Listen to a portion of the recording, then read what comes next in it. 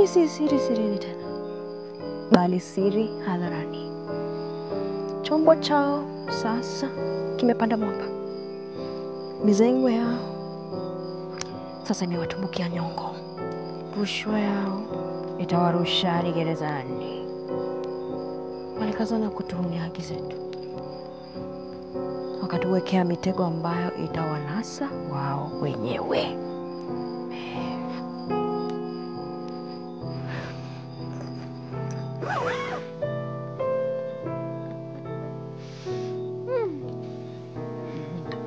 Mami, mbona unacheka peke yako?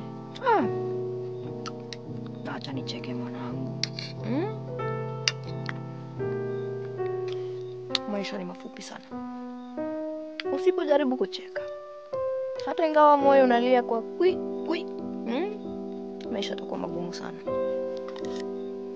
Mimi siwezi kucheka kama tunaishi maisha kama haya.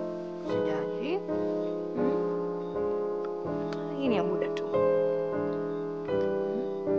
Tutajenga nyumba nyingine nzuri zaidi. Hiyo haiwezekani. Pesa zitatoka wapi ikiwa hata sare ya shule ni shida kupata? Inawezekana. Ndio maana unacheka. Ndio. Kicheko ni dawa isiyo na madhara yoyote, binti yangu. Kicheko ni dawa ya akili na mwili. Turahisishe maisha. Kwa hivyo msiwe na hofu wanangu. Sawa? Mungu atatupatia nyumba nyingine nzuri zaidi. Haya, tukule.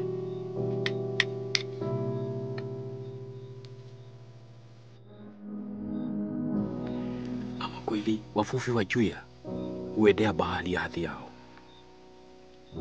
Kwanza kuna ramani ya jengo kubwa ambalo nadhani ni jumba la kufanyia biashara mbalimbali. Ramani yenyewe imechorwa kwa ustadi mkubwa. Chini yake kuna maandishi yanayoashiria kwamba jengo hilo litakuwa katika eneo la Matango. Kupakana na mtaa wa Majengo au sivyo? Ndivyo. Pili, kuna barua ambayo imetoka kwa Mtemi Lesulia. Barua hii alimwandikia afisa mkuu wa ardhi akimwelezea kwamba kipande hicho cha ardhi ni mali ya Nasia na Bwashu. Wizi wa mchana huu. Pia afisa huyo hakikishe cheti cha kumiliki ardhi hiyo kimetolewa haraka iwezekanavyo kabla ya siku ya uchaguzi mkuu. Nakala ya barua hiyo imepewa Zagilu kwa majulisho. Makubwa haya. Sasa nimeelewa kwa nini Sihaba akawasili pale. Si hayo tu. Kuna mengine. Barua hii aliandika msajili wa ardhi. Alimwandikia Chifu Mshabaha. Alimtaka awafulushe watu waliokita mahema kwenye ardhi hiyo ifikapo tarehe ya kusajili wapiga kura. Chifu Mshabaha pia hakikishe kwamba sehemu hiyo imeshungushiwa ua na kulindwa na askari saa 24.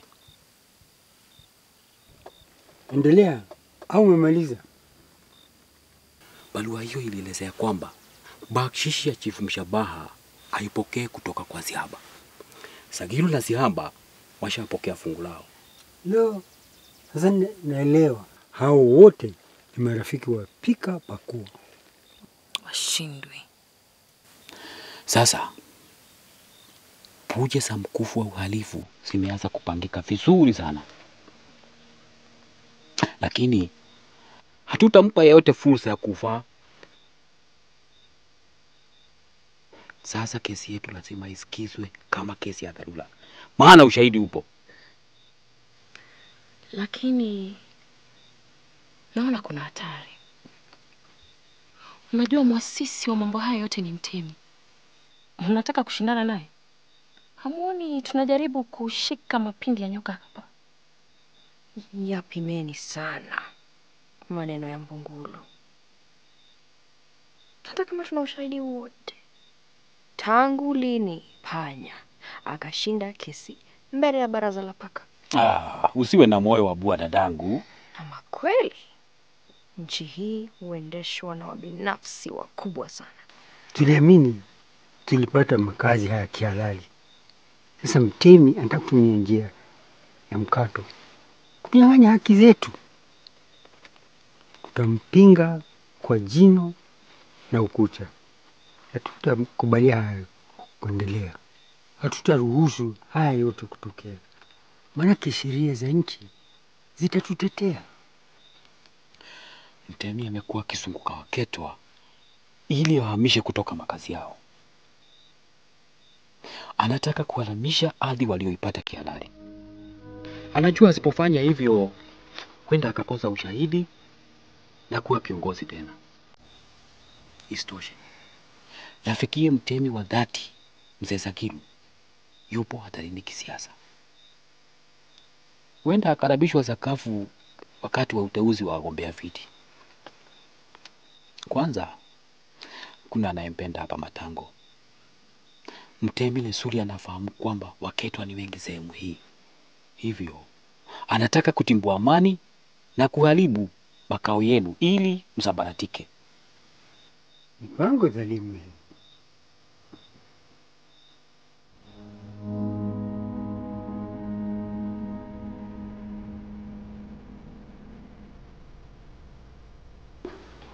My Lord, na hiyo ndio historia ya Matango. Silence, silence. Yes. Na serikali inataka tu kujenga soko kubwa ili raia wao wasichuuze biashara zao barabarani. Kuna ubaya hapo? Silence, silence in my court. Silence in my court. Mafamba alijaribu kumtega Mwamba kwa maswali mazito, lakini alijibiwa kwa tuo. Alijaribu kuwasilisha stakabadhi gushi, zikakataliwa na hakimu. Mafamba na uhodari wake huu wakapata lahiki yake. Mwamba alikuwa mwamba ambao Mafamba hangeweza kupasua hata kwa baruti za maneno. Stakabadhi hizi zinaonyesha kuwa sehemu hii ya ardhi haijawahi kumilikiwa na serikali. Silence, silence in my court. Samahani. Wamiliki haramu ni Nanzia na Mbwashu. Na ukiangalia ramani hii inaonyesha kile walichokusudia kujenga.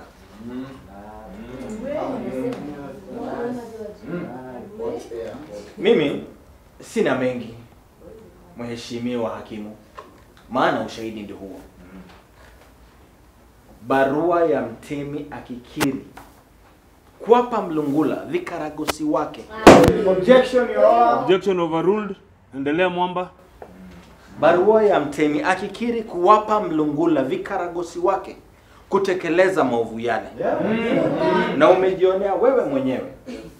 Kwa hivyo ninakuomba uishurutishe serikali kuwatendea wana Matango haki vile ya... Hakimu alikata kesi kutokana na ushahidi uliowasilishwa. Waketwa na wale wote waliochomewa maskani yao wakashinda kesi. Isitoshe, serikali ilitakiwa kuwajengea watu nyumba zao upya kwa gharama yake. Hii ni kutokana na ushahidi wa uongo uliowasilishwa na Mafamba. Ilikuwa aibu kubwa kwa serikali ya mtemi. Hakimu huyo, ile ilikuwa kesi ya mwisho aliyoikata. Alinyang'anywa leseni ya wanasheria, akashushwa madaraka. Katika siku za hivi karibuni, Mangwasha alikuwa akimfikiria mumewe sana. Baada ya kwenda uhamishoni Chakani, alirudi tena katika maisha ya ulevi. Mwishowe alifutwa kazi na mkewe hakujua aliko. Lakini lililomtia huzuni ni kwamba wanawe sasa walikuwa wamemsahau. Hawaulizi yuko wapi sembuse kumtaja. Siamini macho yangu. Leo nimemwona mume wako Mrima, nimemwona. Haya basi nieleze, umemwona wapi? Sagilu alikuambia ukweli. Mrima amesalia gofu. Kakonda hata ukimpulizia pumzi ataanguka. Kasalia kambe ya mbuzi mwenzangu. Mchafu kama fungo, amelewa chakari, hatazamiki. Umemwona wapi? Dada we, nilimwona akikokotwa njiani kama mbuzi na watoto wa mitaani. Nikasimama kuangalia kionja kile. Mwisho alimtia ndani ya mkokoteni na kumpeleka mtaa wa majani. Majani. Ui mama yangu. Ui. Mrima amefikia kiwango hicho. Haya basi nipeleke twende. Wapi? Majani. Wala usidhubutu. Pale si pahali pa kwenda wanawake kama sisi. Tutafute wanaume tuandamane nao. Majani si pahali pa kwenda. Palisheheni wahuni na wachopozi wa kila aina, tokea wazururaji na wauaji waliotoa roho za watu bila sababu maalum. Mtaa huu uliitwa Majani kwa sababu takataka zote za mji zilitupwa hapo. Marundo ya taka yalifanya vilima ambavyo wasakatonge wengi waliishi kuzumbua riziki hapo. Kuna waliokota chupa za plastiki kwenda kuchuuza, kuna waliobobea katika kuchakura taka ili kupata mikebe iliyotupwa, kisha walichuuza mjini. Ukifika Majani, kitu cha kwanza kinachokaribisha ni harufu kali ya uvundo uliosambaa kila mahali.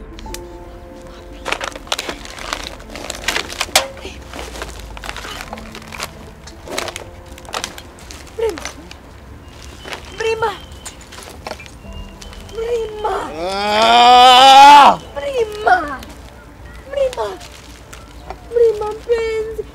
Wangu. Amka. Mrima. Mrima amka. Mlima. Kwani nikilala shida iko wapi? Kwendeni huko maarufa nini? Huyu anahitaji matibabu ya kidharura, ya kiakili na ya kimwili.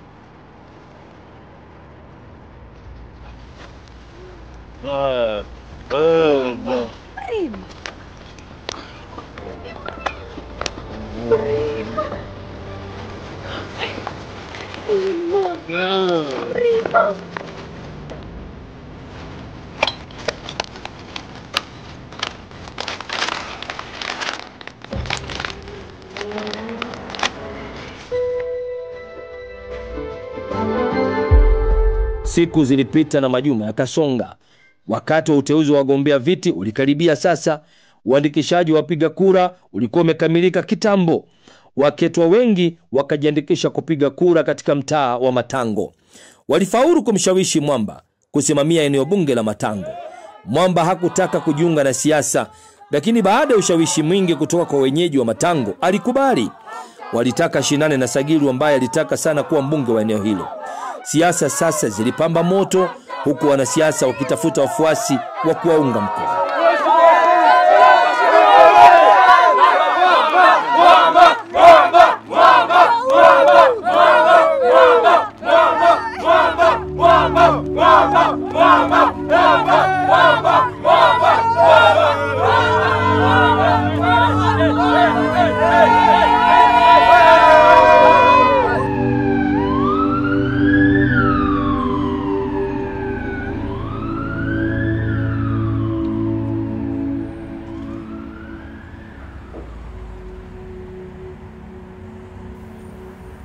Hamuoni kwamba mila hairuhusu mimi nitunzwe na mke kama mgonjwa? Au mmesahau mikatale ya utamaduni kwa sababu mnaishi mjini? Mila gani hizo? Mume wangu, nani asiyejua ulioyapitia?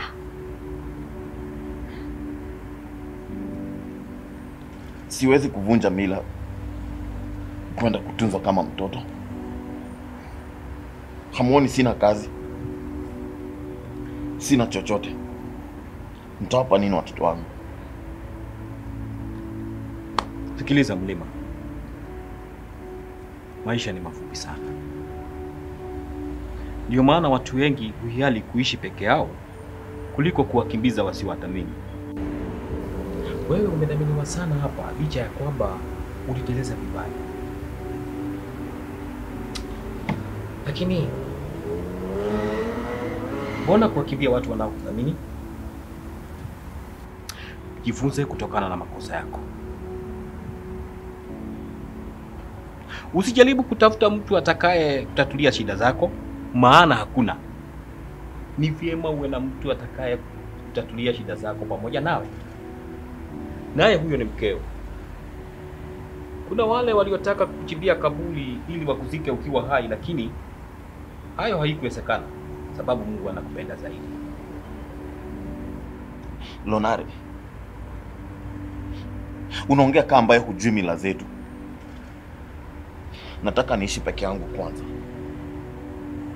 nianze maisha mapya, nipate kazi ili niweze kuishi na kutunza jamaa yangu.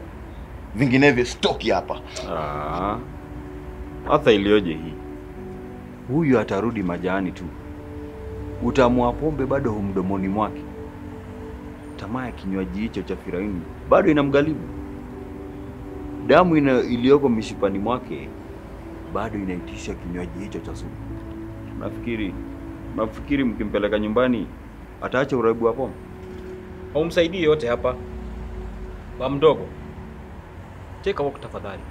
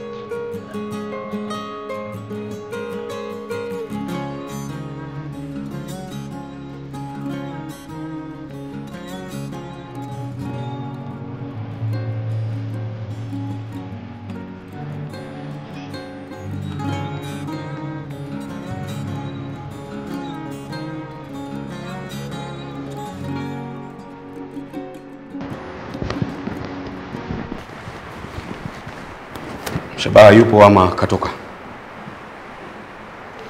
Yupo kitandani.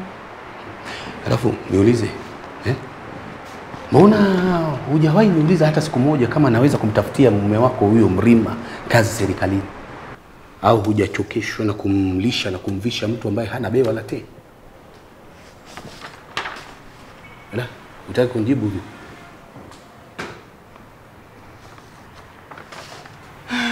Kwa taarifa yako, mume wangu Mrima hahitaji kazi ya serikali.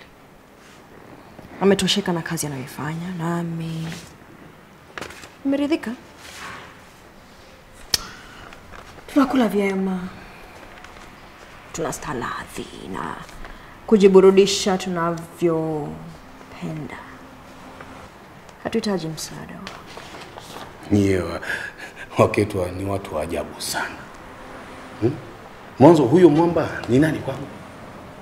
Yule ni kama kidagaa tu. Atawezaje kushindana na papa? Kwanza mnapoteza muda wenu mkubwa sana ati mkijaribu kumteua aje apingane na shujaa kama mimi. Mtaibika baada ya uchaguzi. Mtabaki kuuma vidole. Namfahamu hivi basi. Nyama wote waka wako.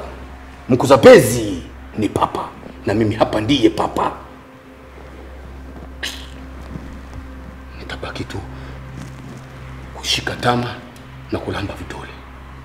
Mtasalia kukalia vigoda. Bure nyie.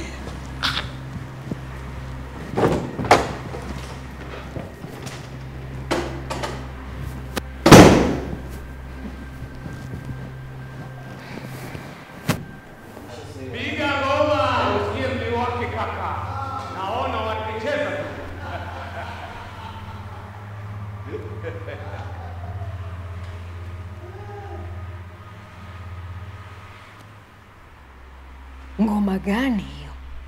Ni nani ambaye ataicheza ngoma?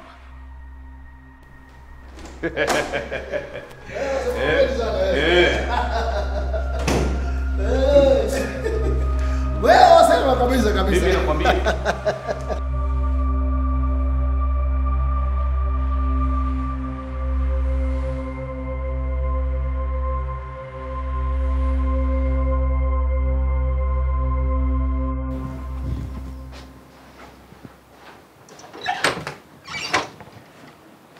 Wanangu, mume wangu. Ninatumaini ya kwamba mmemaliza kazi mlizopewa shuleni. Tumefanya zote mama, lakini kuna swali moja la business ambalo limenishinda. Lipi hilo? Na mmemuuliza baba yenu? Yeye huwa bingwa wa mambo kama hayo. Mtaalamu tosha. Baba Alimuonyesha jinsi ya kupata jibu ama alimuonyesha jibu? Alimuonyesha jinsi ya kupata jibu. Bas. Hapana, hakunipa jibu. Nilifanya mwenyewe. Lakini baba, nakisi ya bajeti ni nini? Nakisi ya bajeti ni pale ambapo matumizi ya serikali yanazidi pato lake katika mwaka. Yaani matumizi ya serikali yanakuwa mengi zaidi kuliko pesa inazopata katika mwaka. Kwa hivyo serikali ikiendelea kuwa nakisi, nchi itafilisika. Ndiyo. Maisha yatakuwa magumu na hata kutakuwa na mfumuko wa bei. Na hali hii inaweza kusababisha serikali kutoza ushuru zaidi kufidia pato la nchi. Ndiyo. Hasa. Umenielewa? Ndiyo baba. Wajua hata mimi nilikuwa nimewaeleza vivyo hivyo. Lakini ni kama hawakunielewa. Pengine ulitumia maneno magumu na hata ukawachanganya watoto.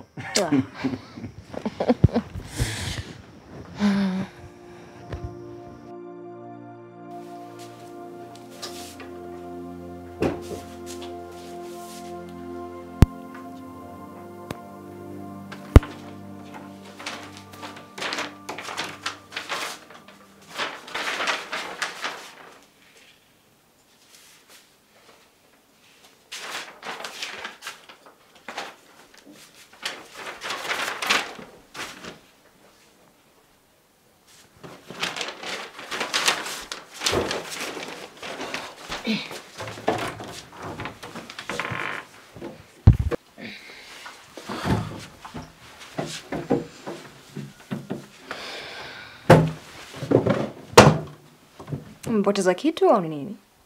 Hapana.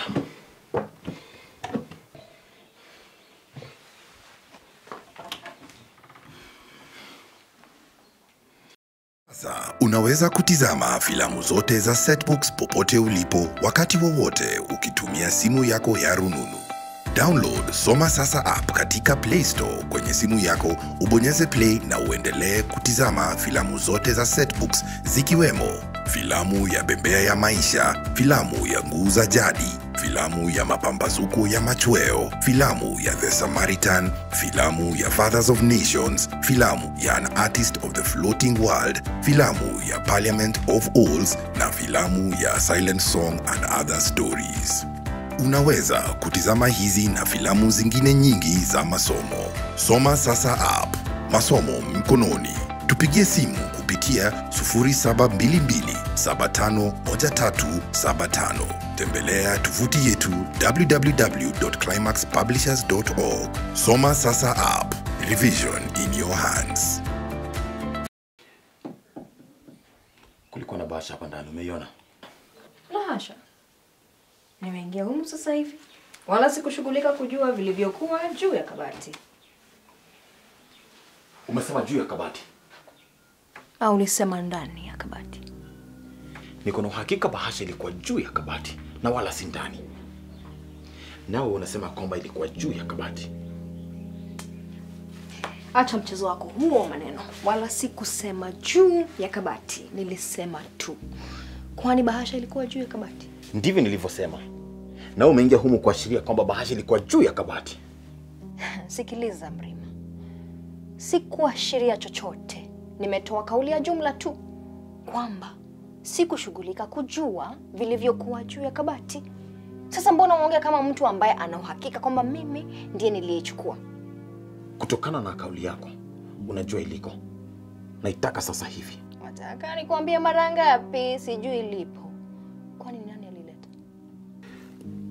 Unasikia unayasema? Ililetwa na nani? Kumaanisha kwamba si mimi nilileta bali ni mtu fulani.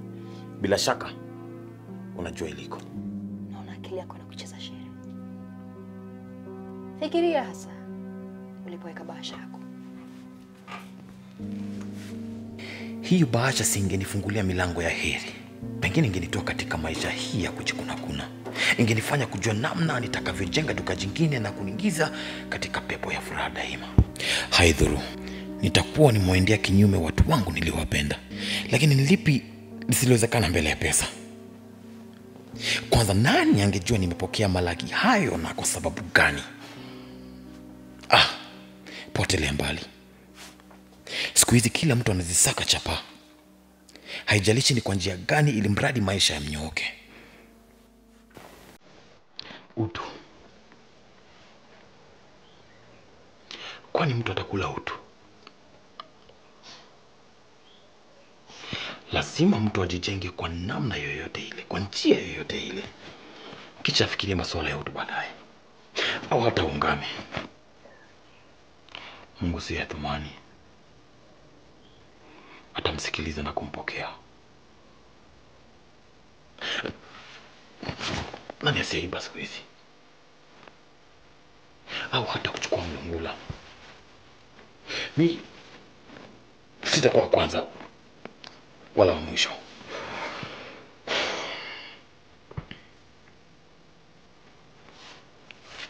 Haiwezekani. Bahasha iko humu.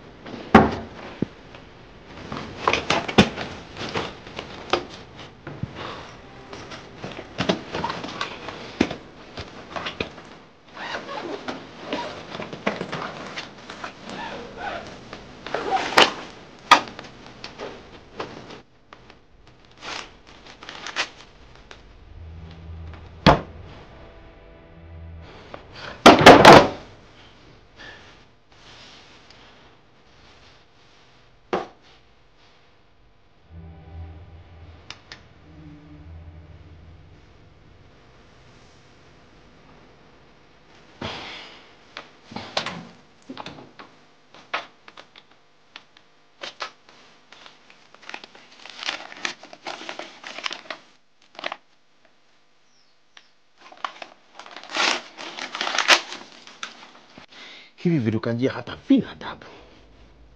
Unamuonesha mahaba ya pesa 8. Anadhani kuwa unataka kumuoa.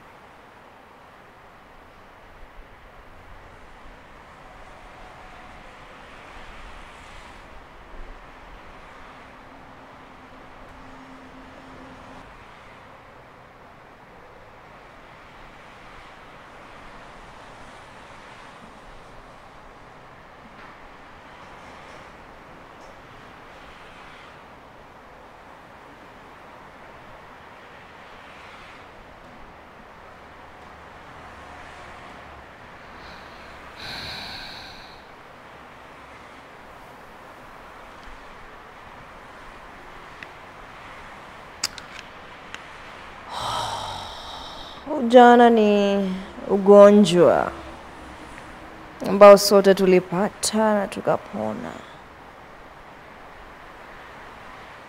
Kwa nini niogope? Sijuti kuzeeka hata kidogo. Siwezi kujuta kwa kuwa uzee ni fadhila ambazo wengi walinyimwa.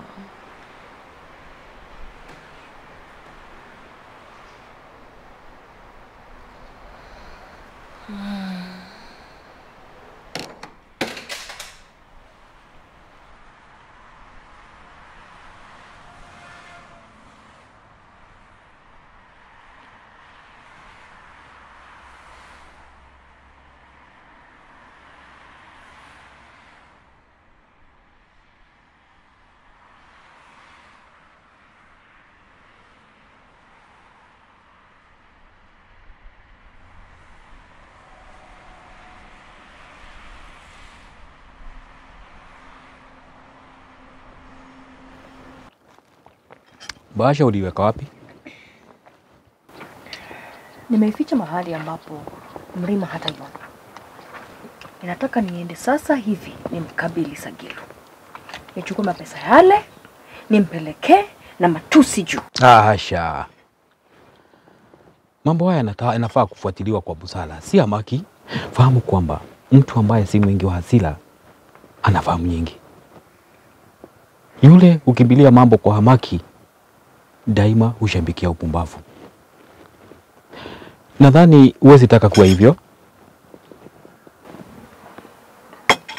Lakini Lunare, huoni nisipoenda pia Mrima ataishia tena majani, na wakati huu tutamtoa huko akiwa maiti. Mapesa yote yale. Mangwasha, nimejifunza mengi kuhusu mahasimu wangu. Ninao wengi hasa wakati huu wa siasa za uchaguzi. Wengi waliniwekea vigwena ili waniangamize. Wengine waliniwekea mitego hatari. Lakini kwa busara yangu na uwezo wa Mungu nilitegua yote.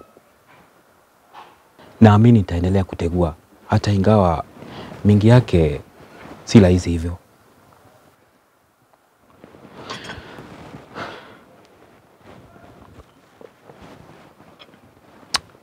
Dadangu, ule mwandishi ajulikanaye kama Shaban Robert, najua usasoma kazi yake ulipokuwa shuleni. Naam. Alikuwa mwandishi mwenye falsafa nzuri sana ya maisha. Basi kaandika hivi: mtu asidiliki kutumia shoka huku cha hapo. Nawe usijaribu kupigana na chawa, silaha ikawa chuma. Jambo la kufanya ni hili: tuachie sisi mambo haya. Tutamketisha Mlima, tumwesheshe kuona mtego anaotekewa. Tutamshauri kwamba hakuna jema litokalo kwa watu kama Sagilu. Ahadi anazopewa ni za uongo tu. Naamini Mlima anaitakia familia yake maisha mazuri. Najua pia unahitaji pesa ili kuboresha maisha yako. Mangwasha, binadamu ni kiumbe dhaifu, angarabu kosea. Kwa hivyo tusimhukumu Mlima. Tutaandamana naye ili akamrudishie Sagilu gawila yake. Tukifanya hivi na kuhakikishia bila shaka Sagilu hatamjaribu tena Mlima. Nawe utakuwa umefanya jambo nzuri kumokoa mmeo kutoka katika kinamazi cha uofu.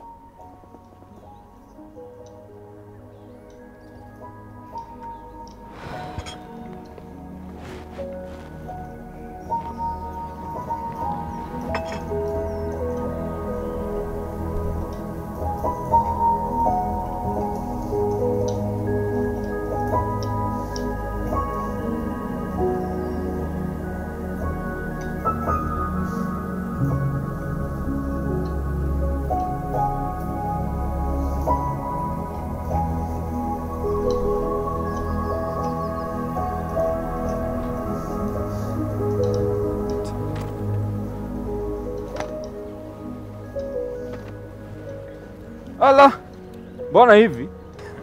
Unawafanya nini? Au pia mende. Unajua wao usumbua sana. Hapana. Nataka tu vitu vipate mwanga. Miale ya jua ni dawa dhabiti ya kuwa Dodoma wanasumbua. Tuendeni kwa shangazi yenu Mbugu. Twende. Hey! Kunani? Mlima. Ningetaka tuzungumze dakika moja.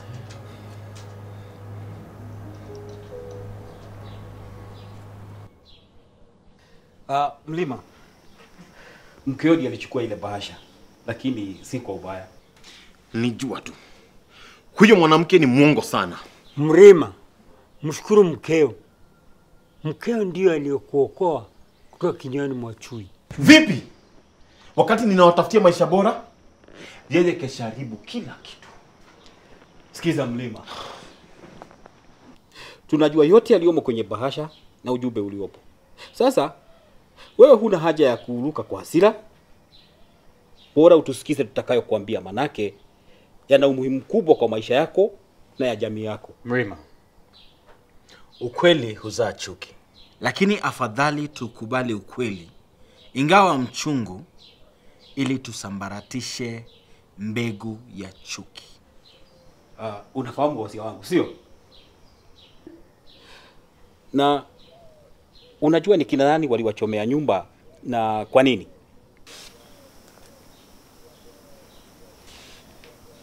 Najua. Na bado hujatosheka na uovu ambao walikutendea. Yaani hadi leo unachukua hongo. Mlima. Unaweza msalimia mtu aliyekuja ngumi? Paka kunjua kiganja. Ulimwengu wote mnamjua nani aliyemsaliti Yesu Kristo. Na unajua huyo mtu aliishia wapi? Tafadhali. Usiende hapo. Unajaribu kunifananisha na. Ndio hasa. Unafikiri una utofauti nao? Yaani unauza undugu wetu kwa basi. Nadhani Mlima anaelewa. Haina haja ya kutukumbusha machungu ambayo ulimwengu huu umefanyia watu wema. Fahamu kwamba Sagilu na aila yake tayari washatukujia mangumi. Itakuwaje wewe uende ukasalimiane nao? Mrima. Leo nafahamishwa kwamba Sagilu anakutana na wafuasi wake. Anakutana nao katika hoteli ya Satan huko karibu na afisi ya uhamiaji. Tutaondoka nawe. Tutaambatana nawe hadi hapo pahali alipo. Tukifika pahali hapo, tutamkabidhi mzigo wake. Tutamwambia ajaribu mbinu nyingine, maana hii imefeli. Lakini nini? Leo karaha za Sagilu zitakoma. Nataka useme mbele ya watu hawa kwamba kamwe hutadhihusisha na Sagilu tena. Ukifuja amri hii, sisi zote tutakulaani.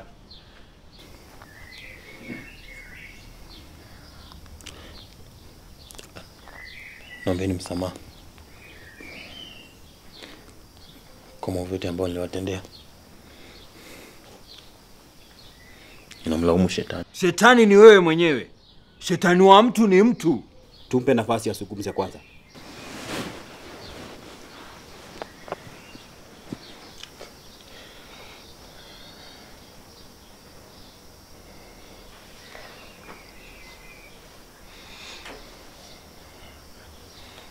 Ninaomba msamaha.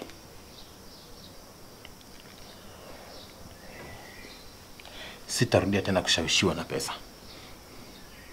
Nilitaka tu kuzitumia kuimarisha biashara zangu.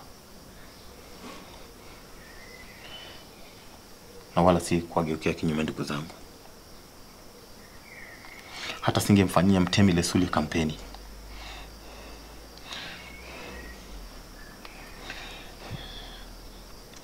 Nitamwomba bibi yangu msamaha kwa kuchukua ile bahasha kutoka kwangu. Ndiyo aliyokuwa mwokozi yangu. Wala sitawahi kumlaumu. Je, tumsamehe Mlima kwa yote ambayo amefanya? Ndio. Na akirudia tena tufanye nini? Tamlani. Tamlani.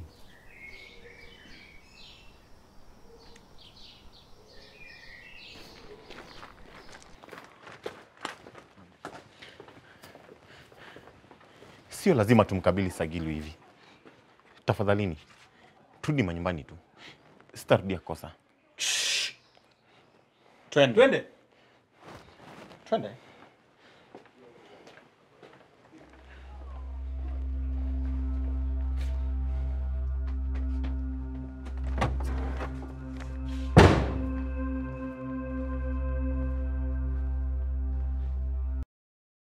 Kwa miongozo mizuri ya kina, mwongozo wa Bembea ya Maisha, Mapambazuko ya Machweo, Kuza Jadi, Parliament of Walls, Artist of the Floating World, Fathers of Nations, The Samaritan, na Silent Song and Other Stories. Sisitiza miongozo ya Climax 3 in 1. Miongozo ya Climax 3 in 1 imeandikwa na walimu wenye tajriba pana katika kufunza na kutahini mtihani wa kitaifa, yani KCSE. Miongozo ya Climax 3 in 1 ina vijitabu vitatu ndani ya jalada moja. Kitabu cha kwanza ni ushauri kwa mwanafunzi kuhusu jinsi ya kukabiliana na maswali ya Kiswahili ya KCSE, karatasi ya kwanza, karatasi ya pili na karatasi ya tatu. Pia kitabu hiki kina masuala ibuka pamoja na siri za utahini. Kitabu cha pili ni mwongozo wenyewe wa kitabu husika. Kitabu cha tatu kina maswali maridhawa na majibu mwafaka. Vitabu vya Climax 3 in 1 vinapatikana katika maduka yote ya kuuzia vitabu kote nchini kwa bei nafuu sana. Kumbuka, vitabu vya Climax 3 in 1 ndio vitabu pekee vilivyo na vitabu vitatu ndani ya jalada moja. Vitabu vingine vya Climax 3 in 1 ni kama vile Climax 3 in 1 insha kamilifu, Climax 3 in 1 fasihi simulizi kamilifu, Climax 3 in 1 sarufi kamilifu, Climax 3 in 1 mwongozo kamilifu wa ushairi, Climax 3 in 1 marudio kamilifu ya Kiswahili. Vya Kiingereza ni kama vile Climax 3 in 1 A Guide to Mastering KCSE Poetry, Climax 3 in 1 A Guide to Mastering KCSE Oral Literature, Climax 3 in 1 A Guide to Mastering KCSE Composition Writing, Climax 3 in 1 Mastering English Paper 1, Climax 3 in 1 Mastering English Paper 2, Climax 3 in 1 your ladder to academic excellence. Samahani wenzangu, lakini ningetaka mnipe dakika moja tu ninene na mzee wetu Sagilu. Haiwezekani. Ondokeni humu mara moja. Nyinyi mnatuvamia katika faragha hii mkitaka tuwasikilize. Ondokeni humu.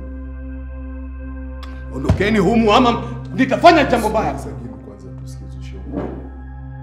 Hawa kila mara waishi peke peke. La hasha. Wanaelezea nini wewe kijana mdogo? Walizi! Walizi! Sagilu hakujua kwamba kumficha jogoo paka chani ni kazi bure. Wakati wake wa kuwika ukifika, bila shaka atawika tu. Samahani sana. Lengo letu halikuwa kuharibia kikao chenu. Sagilu, kibuli kilikutangulia. Hapo ndipo ijapo aibu. Nimekuja kukukabidhi mlungura huu uliokuwa umempa mlima. Chukua huo mzigo wako wa dhambi.